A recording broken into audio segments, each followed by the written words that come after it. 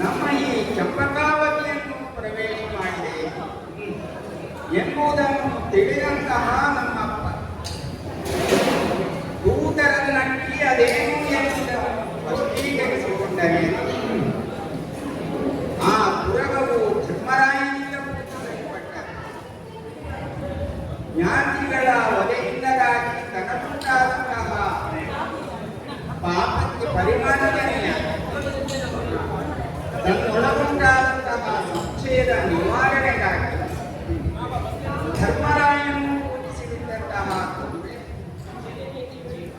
ತನ್ನಿಂದ ತಾನಾಗಿಯೇ ನಮ್ಮ ಈ ಪುರವನ್ನು ಪ್ರವೇಶ ಮಾಡಿದೆ. ಇದನ್ನು ತಿಳಿದಂತಹ ನಮ್ಮಪ್ಪ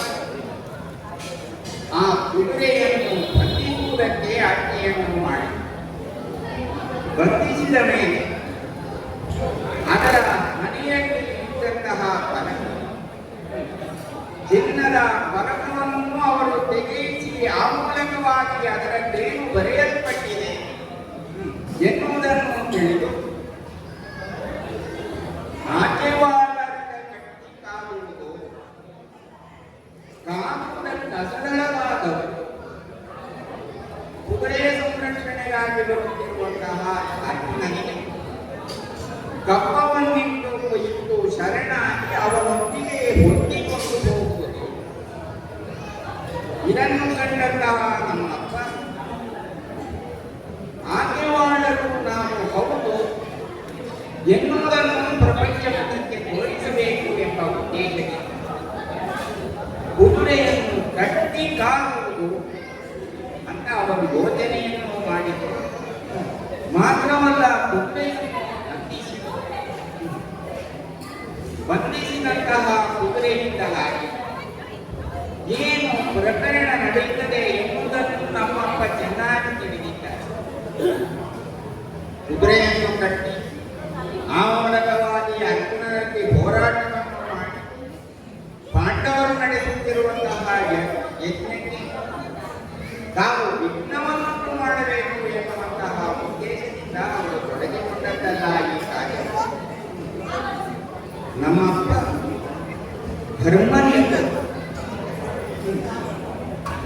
ಧರ್ಮದಿಂದಲಾಗಿಯೇ ಅವರ ನಾಟಿಗೆ ನುಡಿ ಆ ಮೂಲಕವಾಗಿಯೇ ಅವರು ಋಷಿ ಸದೃಶರಾಗಿ ರಾಜಋಷಿ ಎಂದೆನಿಸಿಕೊಂಡರು. ಎಲ್ಲರ ಬಗೆ ತಾನು ಗೌರವವನ್ನು ಉಳಿಸಿಕೊಂಡವರು ಬೆಳೆಸಿಕೊಂಡವರು ಮಾತ್ರವಲ್ಲ, ಅವರನ್ನು ಕಂಡಾಗ ಎಲ್ಲವರು ಗೌರವವನ್ನು ಕೊಡುವವರೇ ಆಗಿದ್ದಾರೆ. ಬಹಳ ಮಾತೆಯನ್ನು ಒಬ್ಬ ಚಕ್ರವರ್ತಿಗೆ ಸಿಗಬೇಕಾದಂತಹ ಗೌರವ ನಮ್ಮ ಅಪ್ಪನಿಗೆ ಸಿಗುತ್ತದೆ. ಮಾತ್ರವಲ್ಲ, ನಮ್ಮ ಈ ಚಂಪಕಾವತಿಯನ್ನು ಹರಿಭಕ್ತಿಗೆ ದೃಷ್ಟಾಂತರಾದವರು, ನೇತಾರರಾದವರು ನಾವೆಲ್ಲರೂ ಹರಿಭಕ್ತರಾಗಿ ಹರಿಯನ್ನು ಸದಾ ಸ್ಮರಿಸುವುದಕ್ಕೆ ಪ್ರೇರಣೆಯನ್ನು ನೀಡಿದವರಾಗಿದ್ದಾರೆ. ಹಾಗಾಗಿ ಕೃಷ್ಣನನ್ನು ಕಾಣಬೇಕು ಎನ್ನುವಂತಹ ಯೋಜನೆಗಳು ನಮ್ಮ ಅಪ್ಪನಿಗೆ ಇನ್ನೂ ನೆನ್ನೆಯಂತಾರೆ. ಬಹಳ ಹಿಂದೆಯೇ ಹಾಗಂತ ತಾನೊಬ್ಬನೇ ಹೋಗಿ ಕೃಷ್ಣನನ್ನು ದರ್ಶಿಸುತ್ತೆ, ಅದರಲ್ಲಿ ದೊಡ್ಡ ಸ್ಥಿತಿ. ವೆಚ್ಚಕ್ಕೆ ಹೊಂದಿದ್ರೆ ನಾವೇನು ದ್ವಾರಕೆಗೆ ಹೋಗುವುದಕ್ಕೆ ಬಹಳ ದೂರ ಏನು ಅಲ್ಲ, ಹೋಗಬಹುದು, ಹೋಗುವ ಯೋಗ್ಯತೆ ಇದೆ. ಆದರೆ ಅವರ ಉದ್ದೇಶ ಅದನ್ನು ಈ ಚಂಪಕಾವತಿಯ ಮಟ್ಟಿಗೆ ಕೃಷ್ಣ ಬರಬೇಕು. ಚಂಪಕಾವತಿಯ ಒಬ್ಬೊಬ್ಬ ಪ್ರಜೆಯು ಕೃಷ್ಣನ ದರ್ಶನವನ್ನು ಕಂಡು ಆ ಮೂಲಕವಾಗಿ ಅವರು ಪಾಪ ಎಂಬ ಉದ್ದೇಶವನ್ನು ಇರಿಸಿಕೊಂಡಂತಹ ನಮ್ಮಪ್ಪ ಕುದುರೆಯನ್ನು ಕಟ್ಟುವಂತಹ ಯೋಜನೆಯನ್ನು ಮಾಡಿ ಕುದುರೆಯನ್ನು ಕಟ್ಟಿದ ಮೇಲೆ ಅವರು ಹೇಳಿ ಮನ್ಮಥನಯ್ಯನನ್ನು ಕಾಣುವ ಯೋಗ ಕುದುರೆಯನ್ನು ನಾವು ಬಂಧಿಸುವುದರ ಮೂಲಕವಾಗಿ ನಮ್ಮದಾದಂತಹ ಪರಾಕ್ರಮವೇನುಂಟೋ ಅದನ್ನೇ ನಾವು ಮುಂದೆ ಆ ಮೂಲಕವಾಗಿ ಕುದುರೆಯನ್ನು ಕಾಪಿಡುವುದಕ್ಕಾಗಿ ಕುದುರೆಯನ್ನು ರಕ್ಷಿಸುವುದಕ್ಕಾಗಿ ಕುದುರೆಯನ್ನು ಕಟ್ಟಿದವರಿಂದ ಬೆಳೆಸಿಕೊಳ್ಳುವುದಕ್ಕಾಗಿ ಬರುವಂತಹ ಪಾರ್ಥನನ್ನು ಎದುರಿಸಿ ಅವನಿಗೆ ಸೋಲಿನ ಮುಖವನ್ನು ತೋರಿಸುವುದರ ಮೂಲಕವಾಗಿ ಕೃಷ್ಣನನ್ನು ಬರೆಸುವುದು. ಹಾಗೆಯೇ ಮನ್ಮಥನಯ್ಯನನ್ನು ಕಾಣುವಂತಹ ಯೋಗಕ್ಕೆ ನಮ್ಮನ್ನು ನಾವು ತೊಡಗಿಸಿಕೊಳ್ಳುವುದು ಅಂತ ನಮ್ಮ ಅಪ್ಪ ಹೇಳಿದರು. ಮಂತ್ರಿಗಳನ್ನು ಅವರು ಕರೆದು ವಿಚಾರಿಸಿದರು. ಮಂತ್ರಿಗಳು ಮೊದಲಿಗೆ ಹೇಳಿದರಂತೆ ಸರಿಯಲ್ಲ. ಆವಾಗ ನಮ್ಮ ಅಪ್ಪ ಅವರಿಗೆ ಬೇಕಾದಂತಹ ವಿವರಣೆಗಳನ್ನು ನೀಡುವುದನ್ನು ಆಚಾರ್ಯರಾದಂತಹ ಕೃಷ್ಣನೂ ಹೇಳಿದ್ದು ಅದನ್ನೇ. ನೀವೆಲ್ಲ ಧರ್ಮವನ್ನು ಮಾಡಿ, ಅರ್ಜುನನಿಗೂ ಕೃಷ್ಣ ಉಪದೇಶವನ್ನು ಮಾಡಿದ್ದು ಅದನ್ನೇ. ಧರ್ಮವನ್ನು ಮಾಡಿ, ಕರ್ಮವನ್ನು ಮಾಡುವುದರ ಮೂಲಕವಾಗಿ ನಿಮ್ಮ ಕರ್ತವ್ಯವೇನು ಅದನ್ನು ನೀವು ಮಾಡಿ, ನಿಮ್ಮ ಕರ್ತವ್ಯಕ್ಕೆ ಫಲವನ್ನು ಕೊಡುವವರು ನಾನು. ಫಲಾಪೇಕ್ಷೆಯನ್ನಿಲ್ಲದೇ ಮಾಡಿ. ಹಾಗಾಗಿಯೇ ನಮಗೆ ಕರ್ಮ ಏನು? ಕ್ಷತ್ರಿಯನಾದವನಿಗೆ ಕೈ ಮುಗಿದು ಭಕ್ತಿಯಿಂದ ಪ್ರಾರ್ಥಿಸಿ ಭಜನೆಯನ್ನು ಮಾಡುವುದೋ ಧ್ಯಾನವನ್ನು ಮಾಡುವುದೋ ಆ ಮೂಲಕವಾಗಿ ದೇವರನ್ನು ಕಾಣುವುದೋ ಸಾಧ್ಯ. ಕ್ಷತ್ರಿಯನಾದವನಿಗೆ ಏನು ಪರಾಕ್ರಮವನ್ನೇ ನೋಡಿ ತನ್ನ ಪರಾಕ್ರಮದಿಂದಲೇ ನಾನು ಏನನ್ನು ಪಡೆಯಬೇಕು ಅಂತಿದ್ದೇನೋ ಅದನ್ನು ಪಡೆಯುವುದು ಅವನಿಗೆ ಭೂಷಣ. ಹಾಗಾಗಿಯೇ ನಮ್ಮಪ್ಪ ಕುದುರೆಯನ್ನು ಕಟ್ಟುವಲ್ಲಿ ಮುಂದುವರಿದ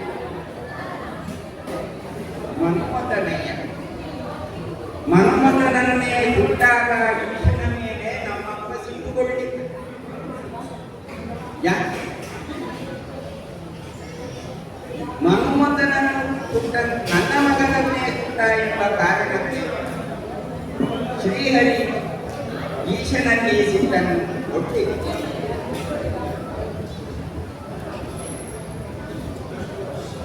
ಮೊದಲು ನಾವು ಏನನ್ನು ಸಾಧಿಸಬೇಕು, ಲೋಕ ಕಲ್ಯಾಣವಾಗಿ ನಾವು ಏನನ್ನು ಮಾಡಬೇಕು, ಆ ಕಾಲಕ್ಕೆ ನಾವು ಕಾಮವನ್ನು ಕೊಡಬೇಕು. ಆಮೇಲೆ ನಾವು ನಮ್ಮ ಕಾರ್ಯದಲ್ಲಿ ನಮ್ಮನ್ನು ನಾವು ತೊಡಗಿಸಿಕೊಳ್ಳಬೇಕು. ಹೀಗೆ ಮಂತ್ರಿಗಳಲ್ಲಿ ಎಲ್ಲರಲ್ಲಿಯೂ ವಿಚಾರ ವಿಮರ್ಶನೆಯನ್ನು ಮಾಡಿದಂತಹ ನಮ್ಮಪ್ಪ ಕುದುರೆಯನ್ನು ಕಟ್ಟಿ ಕಾಗುವುದೇ ಎಂಬ ತೀರ್ಮಾನಕ್ಕೆ ಬಂದರು. ಏನು ನಾವು ಸಾಮಾನ್ಯ, ನಮ್ಮಪ್ಪ ಹೇಗೂ ಲೋಕದಲ್ಲಿ ರಾಜಕೀಯ ಎನ್ನುವಂತಹ ನಿಗದಿಗೆ ಪಾತ್ರರಾದರು. ನಮ್ಮ ಮಂತ್ರಿಮಂಡಲವು ಹಾಗೆಯೇ ಸಾಮಾನ್ಯವಾಗುತ್ತಲ್ಲ ಅಸಾಮಾನ್ಯವಾಗುವುದು. ಸುಮತಿ ಭ್ರಮತಿ ಎಂಬ ಇಬ್ಬರು ಮಂತ್ರಿಗಳು ಅವರು ಇದನ್ನು ಒಪ್ಪಿದರು. ಮಾತ್ರವಲ್ಲ, ನಿಷ್ಠೂರವಾದಿಗಳಾದಂತಹ ನಮ್ಮ ಆಚಾರ್ಯ ಅವರು ಇದಕ್ಕೆ ಒಪ್ಪಿದರು. ಎಲ್ಲರೂ ಇದಕ್ಕೆ ಒಪ್ಪಿದ ಮೇಲೆ ಇದಕ್ಕೆ ಸಿದ್ಧತೆಯನ್ನು ಮಾಡಬೇಕಲ್ಲ. ಅದಕ್ಕಾಗಿಯೇ ನಮ್ಮಪ್ಪ ಸಭೆಯಲ್ಲಿದ್ದಂತಹ ನನ್ನನ್ನು ಕರೆದು ಸುಧರ್ಮ ಶ್ರೀಕೃಷ್ಣನ ಸಾಕ್ಷಾತ್ಕಾರವನ್ನು ಮಾಡಿಕೊಳ್ಳುವುದಕ್ಕಾಗಿ ಶ್ರೀಕೃಷ್ಣನನ್ನು ಈ ಮಣ್ಣಿನಲ್ಲಿ ಕಾಡುವ ಹಾಗೆ ಮಾಡುವುದಕ್ಕೆ ಹೋರಾಟವನ್ನು ಮಾಡುವುದರ ಮೂಲಕವಾಗಿ ಪಾರ್ಥನನ್ನು ಗೆದ್ದು ಆ ಮೂಲಕವಾಗಿ ನಮ್ಮೆಲ್ಲರೂ ಕೃಷ್ಣ ದರ್ಶನದ ಭಾಗ್ಯವನ್ನು ಪಡೆಯುವುದಕ್ಕೆ ನೀನು ನೇತಾರನಾಗಬೇಕು ಮಗನೇ. ಮುಂಚೂಣಿಯಲ್ಲಿ ನೀನು ಸೇನಾ ನಾಯಕನಾಗಿ ಇದನ್ನು ನಡೆಸಿಕೊಡಬೇಕು ಅಂತ ನಮ್ಮ ಅಪ್ಪ ನನಗೆ ಆಜ್ಞೆಯನ್ನು ಮಾಡಿ ಪ್ರಸಾದ ತಂಗಿಗೆ ನಮ್ಮಪ್ಪನ ಪಾದಪದ್ಮಗಳನ್ನು ಮುಟ್ಟಿ ತಲೆಯನ್ನು ಅವರ ಪಾದದ ಮೇಲೆ ಮುಟ್ಟಿ ಅವರ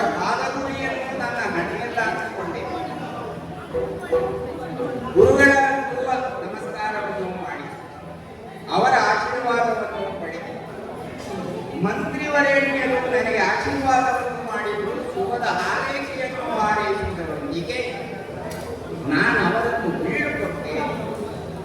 ಹಾಗಂತ ಅಪ್ಪನ ಆಶೀರ್ವಾದ, ಗುರುಗಳ ಆಶೀರ್ವಾದ, ಮಂತ್ರಿಗಳ ಶುಭ ಹಾರೈಕೆ ಇಷ್ಟೇ ಸಾಲದಲ್ಲ ಒಬ್ಬ ವ್ಯಕ್ತಿಗೆ.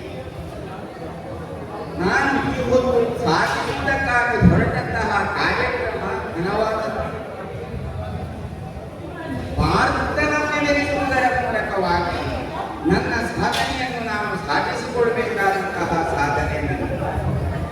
ಹಾಗಾಗಿ ಇದು ಸಾಮಾನ್ಯವಾದುದಲ್ಲ, ಅಸಾಮಾನ್ಯವಾದಂತಹ ನನ್ನ ಈ ಸಾಧನೆಯನ್ನು ನಾನು ಕೈಗೊಳ್ಳುವಲ್ಲಿ ನನಗೆ ಪೂರ್ಣ ಪ್ರಮಾಣದ ಅನುಗ್ರಹ ಆಗಬೇಕು ಅಂತಾದರೆ ನನ್ನನ್ನು ಕಡೆದು ಯಾರು ಈ ಪ್ರಪಂಚಕ್ಕೆ ನೀಡಿದ್ದಾರೆ ಆ ನನ್ನ ತಾಯಿ, ಆ ತಾಯಿಯ ಆಶೀರ್ವಾದವನ್ನು ನಾನು ಪಡೆಯದೆ ಹೋದೆ ಅಂತಾದರೆ ಎಲ್ಲಿಯಾದರೂ ಆ ತಾಯಿ ಇಂತಹ ಒಂದು ಮಹತ್ಕಾರ್ಯಕ್ಕಾಗಿ ತನ್ನನ್ನು ತಾನು ಒದಗಿಸಿಕೊಳ್ಳುತ್ತಿದ್ದಂತಹ ನನ್ನ ಮಗ ನನಗೊಂದು ಮಾತನ್ನೂ ಹೇಳದೆ ಬಂದುಬಿಟ್ನಲ್ಲ ಅಂತ ಅವಳೆಂದು ಯಾರು ಉಸಿರನ್ನು ಬಿಟ್ಟರು ಅಂತಾದರೆ ನಾನು ಯಾವ ಕಾರ್ಯವನ್ನು ಸಾಧಿಸುವುದಕ್ಕಾಗಿ ಹೋಗ್ತಾ ಇದ್ದೇನೆಯೋ ಆ ಕಾರ್ಯದಿಂದ ನಾನು ವಿಮುಖನಾಗುವುದಕ್ಕೆ ಸಾಧ್ಯವಿಲ್ಲ. ಹಾಗಾಗಿ ಅಮ್ಮನ ಮನೆಗೆ ಬಂದು ಅಮ್ಮನ ಆಶೀರ್ವಾದವನ್ನು ನೀಡು, ಅಮ್ಮನ ಪಾದ ಪದ್ಮಗಳಿಗೆ ತಲೆ ಒಡಗಟ್ಟು ಅವಳಿಂದ ಆಶೀರ್ವಾದವನ್ನು ಪಡೆದು ನನ್ನನ್ನು ಪಡೆದ ನಮ್ಮಮ್ಮನಿಗೆ ಆ ಪುರೋಹಿತರು ಹೆಸರನ್ನಿಡುವಾಗ ಎಷ್ಟು ಯೋಚನೆಯನ್ನು ಮಾಡಿದ್ದಾರೋ ನನಗೆ ಈಗ ಅನಿಸಿತು. 3 ಲೋಕಗಳನ್ನು ಗೆದ್ದಂತಹ ಒಬ್ಬ ಪಾರ್ಥನ ಮಗ ಯುದ್ಧಕ್ಕಾಗಿ ಹೊರಡುವಾಗ ಅವನ ತಾಯಿ ಕಣ್ಣೀರಿಟ್ಟಂತೆ, ಮಗನೇ ನೀನು ಯುದ್ಧಕ್ಕಾಗಿ ಹೋಗಕೂಡದು, ನೀ ಯುದ್ಧಕ್ಕಾಗಿ ಹೋಗುವುದರಿಂದ ನಿನಗೇನಾದರೂ ಅಪಾಯವಾಗಿರುವುದಿಲ್ಲ. ಆದರೆ ನಮ್ಮಮ್ಮ ಹಾಗಾಗಿ ಹೇಳಿ, ಮಗನೇ ಯಶಸ್ವಿಯಾಗಿ ಮಾತ್ರವಲ್ಲ, ಕೃಷ್ಣ ದರ್ಶನದ ಭಾಗ್ಯ, ಕೃಷ್ಣನ ಮೈಸಿರಿಯನ್ನು ಕಾಣುವಂತಹ ಸುಯೋಗವನ್ನು ಚಂಪಕಾವತಿಯ ನೆಲೆಗೆ ನೀನು ಕರುಣಿಸುವ ಮಗನೇ, ಮಾತ್ರವಲ್ಲ ಕೃಷ್ಣ ದರ್ಶನದ ಭಾಗ್ಯವನ್ನು ನಾನು ಪಡೆಯುವ ಹಾಗೆ ಕೃಷ್ಣನ ಮೈಸಿರಿಯನ್ನು ಕಂಡು ನಾವು ಸಂತೋಷವನ್ನು ಅನುಭವಿಸುತ್ತೇವೆ ಅಂತ ಹೇಳಿ ಒಬ್ಬ ವೀರ ಮಾತೆ ವೀರವನಿತೆಯಾಗಿಯೇ ನನ್ನನ್ನು ಆಶೀರ್ವಾದವನ್ನು ಮಾಡಿ ಹೋದ ನನಗೇನಾಗುತ್ತದೆ ಎನ್ನುವುದನ್ನು ಅವಳು ತಿಳಿದಿದ್ದಾಳೆ. ಆದರೂ ಅವಳ ಹಾರೈಕೆ, ಅವಳ ಆಶೀರ್ವಾದ ಇದನ್ನು ಪಡೆದು ನಾನು ಮುಂದೆ ಬಂದಾಗ ನನ್ನ ಸಹೋದರಿ ಭುವನಿ ಅವಳನ್ನು ಹಾಗೆ ಒಬ್ಬ ಕ್ಷಾತ್ರಾಣಿ ಏನು ಮಾತುಗಳನ್ನಾಡಬೇಕೋ ಆ ಮಾತನ್ನೇ ಅವಳು ಆಡಿದ್ದಾಳೆ. ಅಣ್ಣ, ಯುದ್ಧದಲ್ಲಿ ಎಂದೆಂದಿಗೂ ಯಾರಿಗೂ ನೀನು ಬೆನ್ನು ತೋರಿಸಕೂಡದು. ನಿನ್ನ ಎದೆಯಲ್ಲಿ ಗಾಯವಾದರೆ ಆ ಗಾಯವನ್ನು ಕಂಡು ನಾನು ಸಂತೋಷವನ್ನು ಅನುಭವಿಸುತ್ತೇನೆ. ನಿನ್ನ ಹಿಂಬದಿಯಿಂದ ನಿನಗೆ ಗಾಯವಾಗಕೂಡದು. ಸೋತು ಹಿಮ್ಮೆಟ್ಟದಿರು. ಮುಂದೊಂದು ದಿನ ನಾನು ಇಂತಹ ಅಣ್ಣನ ತಂಗಿಯಂತ ನನ್ನ ಗಂಡನ ಮನೆಯಲ್ಲಿ ಹೋದಾಗ ಬೆಗಳತೆಗೆ ಕಾರಣರಾಗುತ್ತೇನೆ. ಹಾಗಾಗಿ ಎಂದೆಂದಿಗೂ ವಿರೋಧಿಗಳಿಗೆ ಬೆನ್ನು ತೋರಿಸದಿರಣ್ಣ ಅಂತ ಹೇಳಿ ನನಗೆ ವೀರ ಸೇಸೆಯನ್ನು ಆರತಿಯನ್ನು ಬೆಳೆದು ಆಶೀರ್ವಾದವನ್ನು ಮಾಡುವಂತಹ ಯೋಗ್ಯತೆ ನನಗಿಂತ ಸಣ್ಣವಳಾಗುವುದರಿಂದ ಅವಳಿಗೆ ಬರುವುದು. ಹಾಗಂತ ಶುಭದ ಹಾರೈಕೆಯನ್ನು ಮಾಡಿದ್ದಾಳೆ. ಅಂದ ಮೇಲೆ ಅಮ್ಮ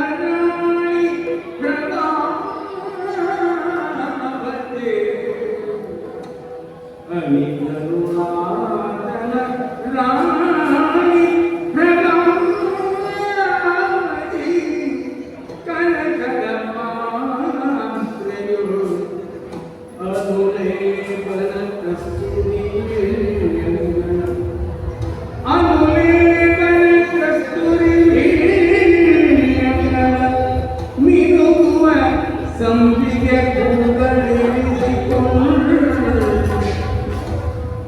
ಅನುಲೇಖನ ಕಸ್ತೂರಿ ನೀಳೆಂಗಳ ಮಿನುಗುವ ಸಂಪಿಗೆ ಕೂಗಳೆ ಇರಿಸಿಕೊಂಡು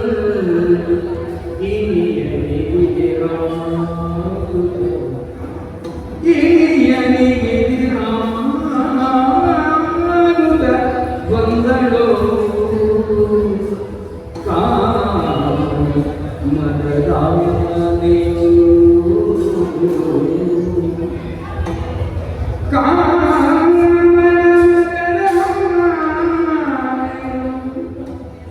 ಬಂದಳು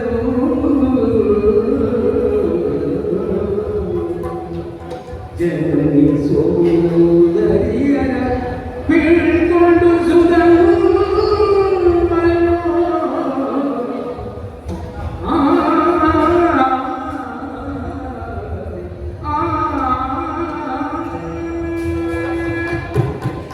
ಹುಟ್ಟಿದ ಪ್ರತಿಯೊಂದು ಜೀವಿ ತಾನು ಸಾರ್ಥಕ್ಯವನ್ನು ಪಡೆಯಬೇಕಾದರೆ ಅವನು ತಾಯಿ ತಂದೆಯರಿಗೆ ಒಳ್ಳೆಯ ಮಗನಾಗಬೇಕು. ಆಮೇಲೆ ಅವನು ವಿದ್ಯಾವಂತನಾಗಬೇಕು. ಮತ್ತೆ ಅವನು ನಾನಾ ರೀತಿಯ ಶಸ್ತ್ರಾದಿ ವಿದ್ಯೆಗಳನ್ನು ಕಲಿಯುವುದರ ಮೂಲಕವಾಗಿ ಅವನು ತನ್ನನ್ನು ಬೆಳೆಸಿಕೊಳ್ಳಬಹುದು.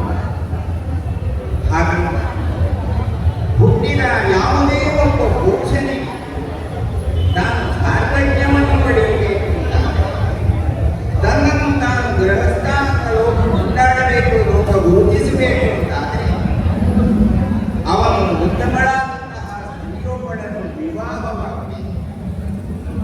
ಆಗಲೇ ಅವನ ಯೋಗ್ಯತೆ, ಅವನ ಜನ್ಮಕ್ಕೆ ಸಾರ್ಥಕ್ಯವೂ ಒದಗುವುದಕ್ಕೆ ಕಾರಣವಾಗುತ್ತದೆ. ಬ್ರಹ್ಮಚಾರಿಯಾಗಿದ್ದವನು ಗೃಹಸ್ಥಾಶ್ರಮವನ್ನು ಸೇರಿದಾಗಲೇ ಅವನು ಶ್ರೇಷ್ಠತೆಯನ್ನು ಹೊಂದುವುದಕ್ಕೆ ಸಾಧ್ಯ. ಮಾತ್ರವಲ್ಲ, ಅವನು ಈ ಲೋಕವನ್ನು ಬಿಟ್ಟಾಗಲೂ ಪರಗತಿಯನ್ನು ಸಾಧಿಸುವುದಕ್ಕೆ ಅವನು ಶಕ್ತನಾಗಿದ್ದಾನೆ. ಹಾಗಾಗಿ ನನ್ನನ್ನು ಗೃಹಸ್ಥನನ್ನಾಗಿಸಿ ನನ್ನ ಗೃಹದಲ್ಲಿಯೇ ಇರುವ ನನ್ನ ಗೃಹಿಣಿ ಪ್ರಭಾವ ತಾಯಿ ತಂದೆಯರ ಹರಕೆಯನ್ನುಕೊಂಡು, ತಂಗಿಯ ಹರಕೆಯನ್ನುಕೊಂಡು ನಾನು ಹೊರಟರೆ ಅಲ್ಲಿಯೇ ನನಗೆ ಸಾರ್ಥಕ್ಯ ಒದಗುತ್ತದೆ ಅಂತ ಹೇಳುವುದಕ್ಕಾಗುವುದಿಲ್ಲ. ಹೋಗುವ ನಾನು ಏನಾಗುತ್ತೇನೆ ಎನ್ನುವುದು ನನಗೆ ಅವರ ಹೇಳಿದ್ದು ಅದನ್ನು ಮನ್ಮಥನಯ್ಯನನ್ನು ಕಾಣುವುದರ ಮೂಲಕವಾಗಿ ತಾನು ಮನಗಳನ್ನು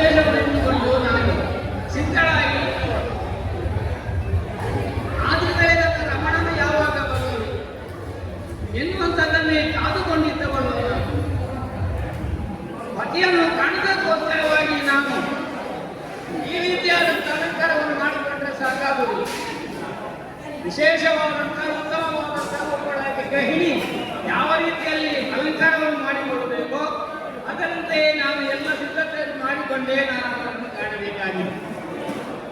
ಹೇಳುವುದಿಲ್ಲ, ಗೃಹಿಣಿ ಗೃಹಗುಚ್ಛತೆ ಹೇಳಿದರೆ ಸಾಕಾಗುವುದಿಲ್ಲ, ಅದನ್ನು ನಾವು ಉಳಿಸಿಕೊಳ್ಳಬೇಕಾದದ್ದು ನಮ್ಮ ಧರ್ಮ. ಆದ್ದರಿಂದಲೇ ನಾನು ಅದಕ್ಕೆ ಅನುಗುಣವಾಗಿಯೇ ನಾನು ವರ್ತಿಸಿಕೊಂಡಿದ್ದೇನೆ. ಇವತ್ತು ಅವರನ್ನು ಕಾಣುವಂತಹ ಉದ್ದೇಶವಾಗಿ ಶೃಂಗಾರ ಪುಷ್ಟಿಯಾಗಿದ್ದೇನೆ, ಉತ್ತಮವಾದಂತಹ ಸೀರೆಯನ್ನು ಉಟ್ಟಿದ್ದೇನೆ, ಅದಕ್ಕೆ ಒಪ್ಪುವಂತಹ ರವಕೆಯನ್ನು ನಾನು ಧರಿಸಿಕೊಟ್ಟವಳಿದ್ದೇನೆ. ಬಿಟ್ಟ ತಲೆಯಿಂದ ಹೋಗುವ ತಲೆಯನ್ನು ಚೆನ್ನಾಗಿ ಬಾಚಿ ಕಟ್ಟಿ ಹಾಗೆ ಉತ್ತಮವಾದಂತಹ ಹೂವನ್ನು ಕೂಡ ಮುರಿದುಕೊಳ್ಳಬೇಕು. ಹಣೆಗೆ ಒಂದು ತಿಲಕವನ್ನು ಇಟ್ಟುಕೊಳ್ಳಬೇಕು. ಯಾಕಂದ್ರೆ ಇದು ಹೆಣ್ಣಾದಂಥವಳಿಗೆ ಭೂಷಣ. ಹೆಣ್ಣಾದಂಥವಳು ಯಾವಾಗ ತಿಲಕವನ್ನು ಇಟ್ಟುಕೊಂಡಿರುತ್ತಾಳೋ ಅವಳನ್ನು ಯಾರಾದರೂ ಕಂಡ್ರೆ ಮಹಾಲಕ್ಷ್ಮಿ ಕಂಡಂತಾರೆ. ಆ ರೀತಿಯಾಗಿ ನಾನು ಬಂದು ಹೊರಟು ಇಲ್ಲಿ ಕಾಲಿಟ್ಟುಕೊಳ್ಳುವಾಗ ನಾನು ಯೋಚನೆ ಮಾಡಿದ್ದೇನೆ, ನಾನು ಕೊಡುವ ಮಹಾಲಕ್ಷ್ಮಿಯಾಗಿಯೇ ಇಲ್ಲಿ ಇರಬೇಕು. ನನ್ನ ಅಮ್ಮನು ಕೂಡ ನನಗೆ ಅದನ್ನೇ ಆಶೀರ್ವಾದ ಮಾಡಿದ್ದಾರೆ. ಹಾಗಾಗಿ ಒಳ್ಳೆಯದಾದಂತಹ ಅಲಂಕಾರವನ್ನು ಮಾಡಿಕೊಂಡವರಾಗಿದ್ದೇನೆ ನಾನು. ಆದರೆ ನಮ್ಮವರನ್ನು ಕಾಣುವಾಗ ಅವರಿಗೆ ಸಂತೋಷವಾಗುವ ಹಾಗೆ ಒಂದು ಆ ಸ್ವರ್ಣದ ಹರಿವಣದಲ್ಲಿ ಕೆಲವೆಲ್ಲ ವಸ್ತುಗಳನ್ನು ಸಂಗ್ರಹ ಮಾಡಿಕೊಳ್ಳುತ್ತಾರೆ. ವಸ್ತು ಹೇಳಿದ್ರೆ ಬೇರೆ ಯಾವುದಲ್ಲ, ಫಲಪುಷ್ಪಗಳು, ಉತ್ತಮವಾದಂತಹ ಫಲಗಳನ್ನು ಇಟ್ಟು ಅದರಲ್ಲಿ ಸ್ವಲ್ಪ ಪುಷ್ಪಗಳನ್ನು ಇಟ್ಟುಕೊಳ್ಳಬೇಕು. ಪುಷ್ಪಗಳನ್ನು ಇಟ್ಟುಕೊಳ್ಳುವಾಗ ಸಂಪಿಗೆಯ ಪುಷ್ಪವನ್ನು ನಾವು ಮೇಲೆ ಇಟ್ಟಿದ್ದೇವೆ. ಯಾಕೆ? ಅದು ಅದರ ಅರ್ಥ ನಮ್ಮವರು ನೋಡಿ ಅರ್ಥವಿಸಿಕೊಳ್ತಾರೆ. ಈ ಸಂಪಿಗೆಯ ಪುಷ್ಪ ಅಂತ ಹೇಳಿದ್ರೆ ಈ ಸಂಪಿಗೆಯ ಹೂವಿನಲ್ಲಿ ಬೇರೆ ಯಾವ ಹೂವಿಗಳನ್ನು ಇಟ್ಟುಕೊಳ್ಳುವುದಿಲ್ಲ, ಇಟ್ಟುಕೊಳ್ಳುವಂತಹ ಸಂಪಿಗೆಗಳು ಬೇರೆ ಇದೆ. ಹಾಗಿರುವಾಗ ಅಂತಹ ಮಕರಂದವನ್ನು ಹೀರುವುದಕ್ಕಾಗಿ ಬರುತ್ತಿರುವಂತಹ ತುಂಬಿಯೇ ಬರಬೇಕು ಎನ್ನುವಂತಹ ಉದ್ದೇಶವು ಹೌದು. ಹಾಗಾಗಿ ಉಳಿದಂತಹ ಹೂಗಳಲ್ಲಿ ಅನೇಕ ಆ ಹಾರುವಂತಹ ಹದಗಳೆಲ್ಲವನ್ನು ಕುರಿತುಕೊಳ್ತಾರೆ. ಈ ಸಂಪಿಗೆ ಹೂವಿನಲ್ಲಿ ಹಾಗಲ್ಲ, ಅದನ್ನು ನಮ್ಮವರು ಅರ್ಥವಿಸಿಕೊಳ್ಳಲಿಕ್ಕೆ ಸಾಧ್ಯ. ಆದುದರಿಂದ ಅದನ್ನು ನಾನು ಸಿದ್ಧಗೊಳಿಸಿದ್ದೇನೆ. ಪರಿಮಳಯುಕ್ತವಾದಂತಹ ದ್ರವ್ಯಗಳನ್ನು ಇಟ್ಟಿದ್ದೇನೆ. ಹಾಗೆ ಹೂವು, ಜಾಜಿ, ಮಲ್ಲಿಗೆ, ಸಂಪಿಗೆ ಇತ್ಯಾದಿಗಳೆಲ್ಲವನ್ನೂ ನಾನು ಇಟ್ಟುಕೊಂಡೆ. ನನ್ನವರನ್ನು ಕಾಣಬೇಕು ಅಂತ ಹೇಳಿ ಆಶೆಯನ್ನು ಪಡುತ್ತಾ ಅವರನ್ನು ಕಾಣುವಂತಹ ಉದ್ದೇಶವಾಗಿ ನಾನು ಹೋಗುತ್ತಾ ಅವರಿಂದ ತಮ್ಮ ಅಂತವರ ಬಳಿ ನಾವು ಉಳಿದ ಕಡೆಗೆ ಹೋಗುವುದು. ಹಾಗಾಗಿ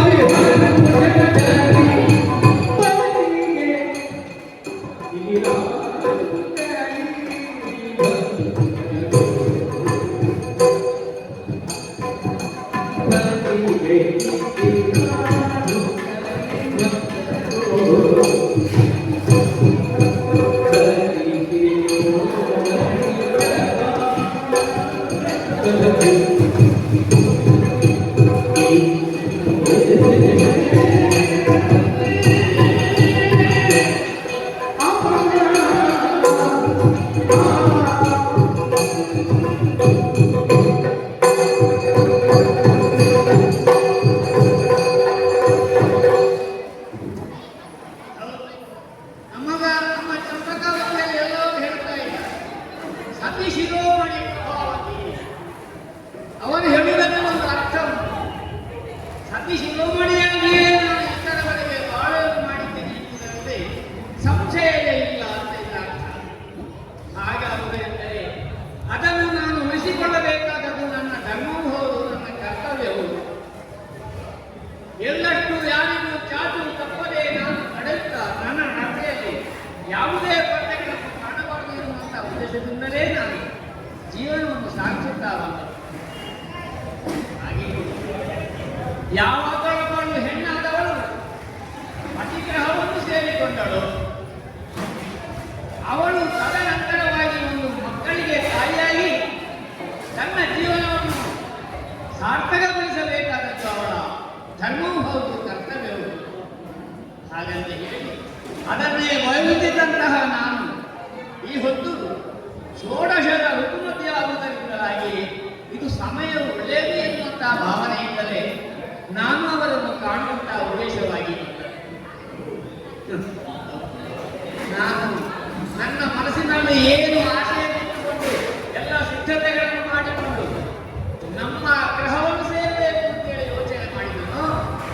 ಅಷ್ಟು ಆಗುವಾಗಲೇ ಇವರ ಆಗಮನವನ್ನು ನಾನು ದೂರದಿಂದಲೇ ಕಾಣುತ್ತಾ ಇದ್ದೇನೆ. ಅವರೇ ಅಲ್ಲ ಇವರು ಏನಿದೆ ಬರುವಂತ ಅವರ ಬರೋಣವನ್ನು ಕಾಣುವಾಗ ನನಗೆ ವಿಶೇಷವಾಗಿ ಕಾಣ್ತಾವೆ.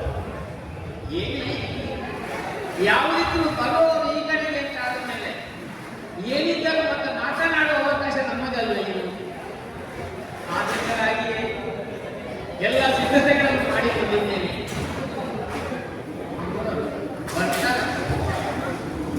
ಸ್ವಾಮಿ, ನೀವು ಅಲ್ಲಿಂದ ಇಲ್ಲಿಗೆ ಬರುವಾಗ ನಾನು ದೂರದಲ್ಲೇ ನಿಮ್ಮನ್ನು ಕಂಡವರು. ಯಾವಾಗಲೂ ನಾನು ಬರುವುದನ್ನೇ ಕಾಯುತ್ತಾ ಇರುವವಳಲ್ಲ. ಹೌದು. ಆದರೆ ಈ ದಿನ ನಿನ್ನ ಕಾಯುವಿಕೆ, ನಿನ್ನ ನಡತೆಯಲ್ಲಿ ನಾನು ವಿಶೇಷವನ್ನು ಕಾಣ್ತಾ ಇದ್ದೇನೆ.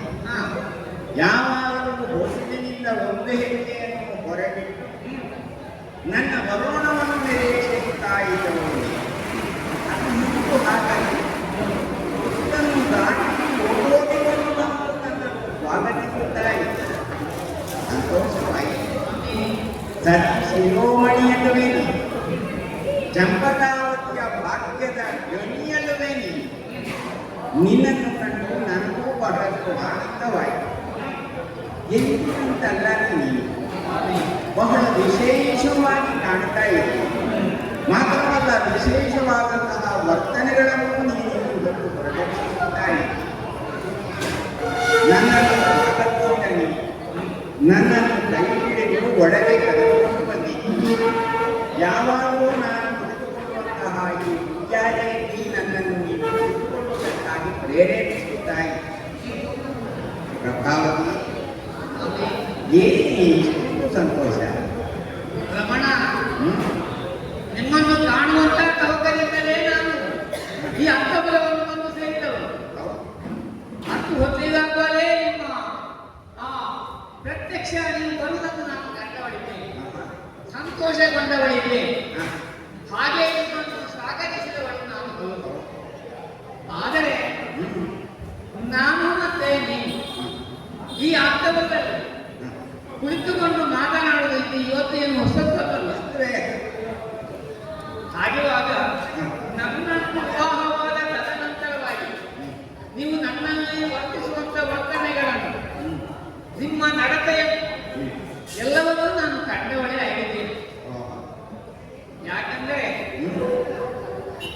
ಸತಿಯಾದಂಥವಳ ಮನೆಗೆ ಪತಿಯಾದವರು ಬರುವಾಗ ಯಾವ ಕ್ರಮದಲ್ಲಿ ಬರಬೇಕು ಅಂಥದನ್ನೆಲ್ಲ ನಿಮಗೆ ಹೇಳಿಕೊಡ್ಬೇಕು ಅಂತೇನುವುದಿಲ್ಲ. ಇಲ್ಲ. ಅದು ಎಲ್ಲ ನಿಮಗೆ ಗೊತ್ತು. ಇಂದು ನಿನ್ನೆ ಅಂದು ಅಲ್ಲ ನಮ್ಮ ಮದುವೆಯಾಗಿ ಅನೇಕ ವರ್ಷಗಳೇ ಕಳೆದು ಹೋಯಿತು. ಹೌದು. ಸ್ವಾಮಿ, ಹಾ. ಯಾವಾಗಲೂ ಬರುವಾಗ ನಿಮ್ಮ ಮೇಲೆ ಬಂದವರ ಸಂಶಯವನ್ನು ಎಳ್ಳಷ್ಟು ತಾಳಿದವಳಲ್ಲ ನಾನು. ಮಾತ್ರವಲ್ಲ, ಯಾವಾಗಲೂ ಬರುವಾಗಲೂ ನನಗೆ ನೀವು ನವನಮೋನ್ಮೇಷ ಶಾಲಿನಿಯಾಗಿಯೇ ಕಾಣು. ಇವತ್ತು ನೀವು ಬರುವಾಗಲೂ ಬಂದು ಇಲ್ಲಿ ಕುಳಿತುಕೊಳ್ಳುವಾಗಲೂ ನಿಮ್ಮನ್ನು ನಾನು ಕಾಣುವಾಗಲೂ ಬಹಳವಾದಂತಹ ಬದಲಾವಣೆಗಳನ್ನು ನಾನು ಕಾಣ್ತಾ ಇದ್ದೇನೆ. ಹೌದು ಸ್ವಾಮಿ. ಹಾ, ಹಾ. ಯಾಕಂದ್ರೆ ಹಾ. ನೀವು ನಿಜವಾಗಿ ನನ್ನನ್ನೇ ಕಾಣಬೇಕು ಅಂತೇಳಿ ಬಂದದ್ದು ಹೌದು ಹಾ. ಅಲ್ಲವೋ ಎನ್ನುವಂತ ಈ ಎರಡು ಪ್ರಶ್ನೆಗಳು. ಓಹೋ. ಅದರಲ್ಲಿ ಹಾ. ನೀವು ಇಲ್ಲಿಗೆನೇ ಹೊರಟು ಬಂದವರು ಅಲ್ಲ ನಾನು ಮುಗಿಸ್ತಾ ಇದ್ದೇನೆ. ಮಾತ್ರವಲ್ಲ, ನನ್ನನ್ನು ಪಾದಮುಟ್ಟಿ ನಮಸ್ಕಾರ ಮಾಡಬೇಕು ಅಂತ ನೀವು ಬಾಗಿದಾಗ ಹಾ ನಿನ್ನನ್ನು ಎತ್ತಿ ಹಾ ನಿನ್ನ ನಲಿದೋಳುಗಳನ್ನು ಮೇಲಕ್ಕೆತ್ತಿ ನಿನ್ನನ್ನು ನಾನು ಆಡಿಸಿಕೊಂಡಾಗ ಹಾ ಎಂದಿನ ಹಾಗಲ್ಲ ಇಂದು ನೀನು. ಹ್ಮ್ ನಿನ್ನ ಮುಖದಲ್ಲಿ ಬೇರೆ ಬದಲಾವಣೆಯನ್ನು ನಾನು ಕಂಡೆ. ಆಮೇಲೆ ನೀನು ನನ್ನನ್ನೇ ಪ್ರಶ್ನಿಸುತ್ತಾಯಿ. ನೀವು ಎಂದಿನಂತೆ ಇಂದಿಲ್ಲ, ಇಲ್ಲ. ಸರಿಯಾಗಿಯೇ ಗುರುತಿಸಿದೆ. ನಿನ್ನನ್ನು ನಾನು ಆಲಿಂಗಿಸಿಕೊಂಡಾಗ ನನ್ನ ಎದೆಯಲ್ಲಿದ್ದಂತಹ ಕವಚ ನಿನ್ನನ್ನು ಬಾಧಿಸಿರಬೇಕು. ನನ್ನ ತಲೆಯನ್ನು ನೀನು ನೇವರಿಸುತ್ತೇನೆ ಅಂತ ಕೈ ಮೇಲೆ ಮಾಡಿದಾಗ ನನ್ನ ತಲೆಯಲ್ಲಿ ಶಿರಸ್ತ್ರಾಣ, ಮುಂದದಲ್ಲಿ ಕಡಗಲಿದೆ. ಇದನ್ನೆಲ್ಲ ಕಂಡುದರಿಂದಲೇ ಇರಬೇಕು ನಿನ್ನಲ್ಲಿ ಇಂತಹ ಪ್ರಶ್ನೆಗಳು ಮೂಡುವುದಕ್ಕೆ ಕಾರಣ. ಹ? ನಾನು ಅದನ್ನೆಲ್ಲ ನೋಡಿ ನಿಮ್ಮನ್ನು ಕಂಡು ಹೇಳುದು. ಓಹೋ. ಈಗ ಸತ್ಯದವರ ನೋಡಲಿಕ್ಕೆ ಬರುವಾಗ ಇದೆಲ್ಲ ಅವಶ್ಯಕತೆ ಇರುವುದಿಲ್ಲ. ಹೇಳುವೇ ಬೇಡ. ಇದೆಲ್ಲ ರಾಜಕೋಶ ಆಗುತ್ತದೆ. ಓ. ಆಗಮನದಲ್ಲಿಂದಲೇ ನನಗೆ ಅನುಮಾನ ಬಂದದ್ದು. ಆಶ್ಚರ್ಯವಾಯಿತು. ಅದರಿಂದ ಯಾವನಿಗೆ ಪಯಣ ಯಾಕೋ? ಆವಲಿಗೆ ಬಯಲ ಬಯಲ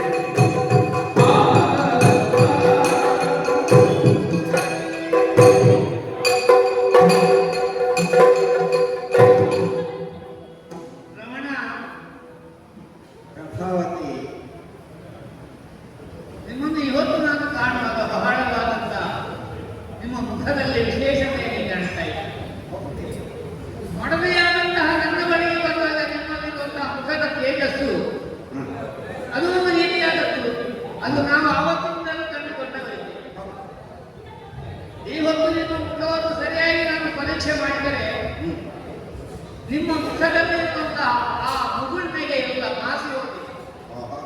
ವೀರ ಕ್ಷತ್ರಿಯನಾದಂತಹ ಒಬ್ಬನ ತೇಜಸ್ಸು ಮುಖದಲ್ಲಿ ಇರಬೇಕು, ಅದೆಲ್ಲವೂ ಈಗ ನಾರಾಯಣ ಇದೆ ನಿಮ್ಮ ಮುಖದಲ್ಲಿ.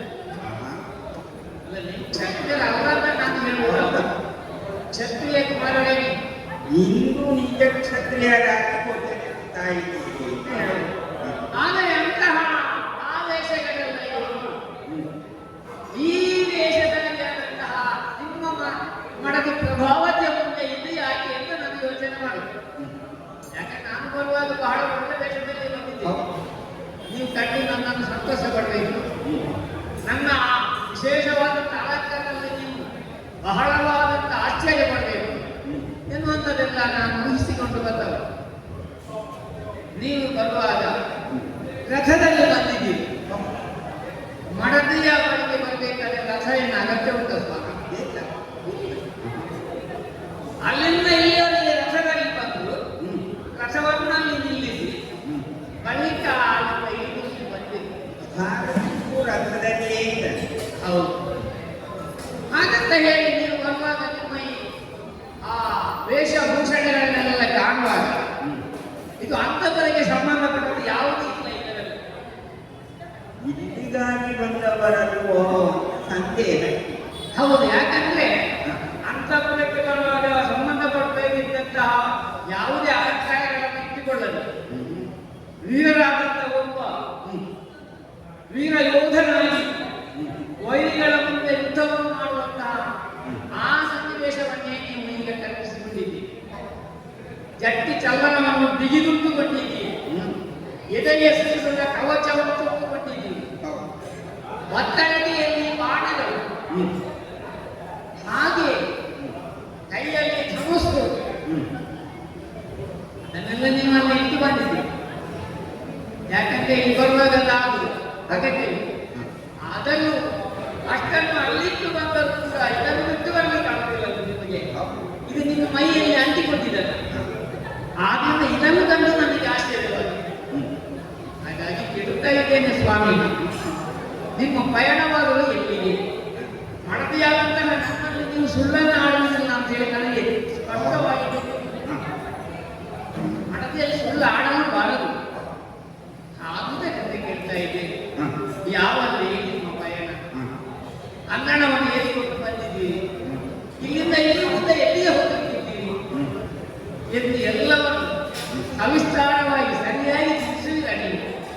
ನಳಿನಾಕ್ಷಿ,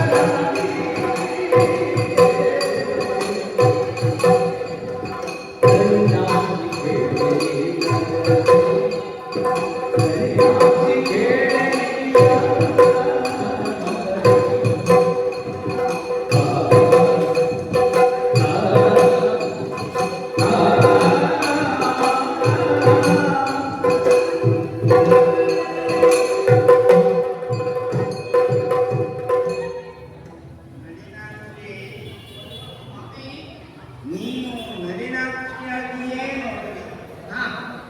ಹೀಗೆ ಅರೆಗಣ್ಣನ್ನು ತೆರೆದು ನೆಲನೋಟಗಳಾಗಿ ಮೇಲಿಂದ ಮೇಲೆ ನೋಡಿ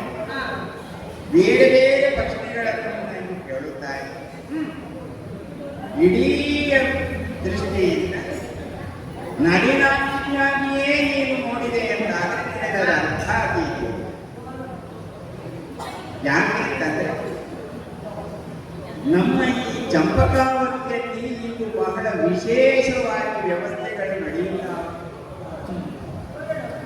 ಒಂದು ಕಡೆಯಿಂದ ಡಂಗೂರದವರು ಡಂಗೂರವನ್ನು ಸಾರಿಸುತ್ತಾ ಹೋಗ್ತಾ ಇದ್ದಾರೆ.